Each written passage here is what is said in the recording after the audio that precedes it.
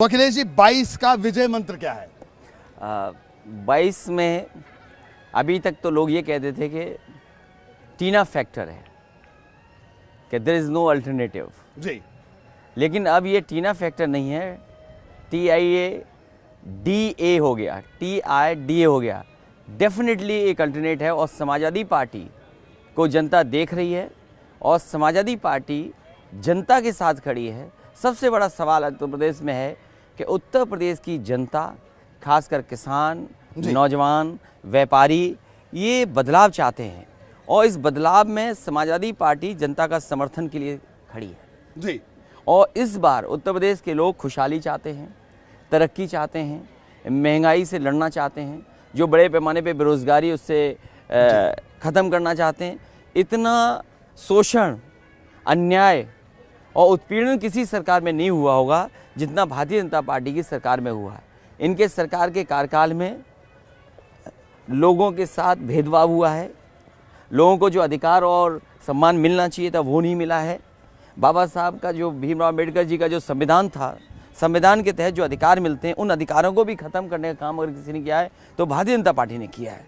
जी, तो ठीक है, आपका कहना है कि जनता परिवर्तन चाहती है, जो आप बार बार कहते हैं कि 22 में बदलाव होगा, 22 में इनकलाब होगा, तो वैसी स्थिति आपको दिखती है? क्योंकि बीजेपी कह रही है कि हमने विकास किया है, विकास का एक नया मॉडल, एक विकास की नई तरीके की राजनीति हम कर रहे हैं इस प्रदेश में। जिस पार्क में हम लोग हैं ये जनेश्वर मिश्र जी के नाम पर पार्क बना है और ये पार्क समाजवादियों ने अपनी सरकार में बनाया है। अक्सर समाजवादी लोग इसको कहते हैं छोटे लोहिया का पार्क। जी। नेताजी की सरकार थी उस समय लोहिया पार्क बना था। आज भी लोहिया पार्क में सभी जितने भी लखनऊ के और खासकर अधिकारी वर्ग है या यहाँ के लोग हैं वो वहाँ करके कम से कम एक्सरसाइज कर सकते हैं, लोग बैठ सकते हैं, परिवार के साथ आके कुछ समय गुजार सकते हैं। और उससे बड़ा छोटा लोहिया पार्क ये बना है, ये लगभग 400 एकड़ से बड़ा पार्क है। और मुझे अच्छी तरह याद है नेताजी जिस समय लंदन गए थे और उनकी तस्वीर मुझे मिली, उस तस्वीर के पीछे ये लिखा था कि क्या हमारे देश में ऐसा पार्क नहीं हो सकता है, उत्तर प्रदेश में ऐसा पार्क नहीं हो सकता। तब मैंने उस तस्वीर को देख कर के कहा कि अगर वहाँ पार्क बनाए जा सकते हैं इतने अच्छे, जहाँ लोग आते हैं, समय गुजारते हैं, कुछ बैठ कर के पढ़ सकते हैं, अगर उनका रिश्तेदार कोई परिवार का आया तो आ सकता है, उसी तर्ज पे समाजवादी सरकार में ये जनेश्वर मिश्र जी के नाम पर पार्क बना है जी।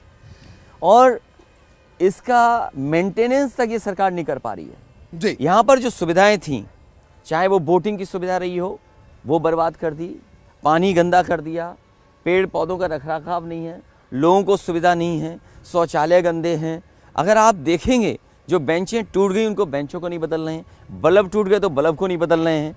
अगर ये हो रहा है तो आखिरकार सरकार कर क्या रही है? एक बने हुए पार्क को उजाड़ दिया। तो जब उत्तर प्रदेश में, लखनऊ में सभी लोग आते हैं, लाखों लाख लोग आते हैं, इसको बर्बाद कर दिया। लखनऊ की मेट्रो जहाँ तक जाती है वहाँ से वापस आ जाती है, आगे नहीं बढ़ पाई।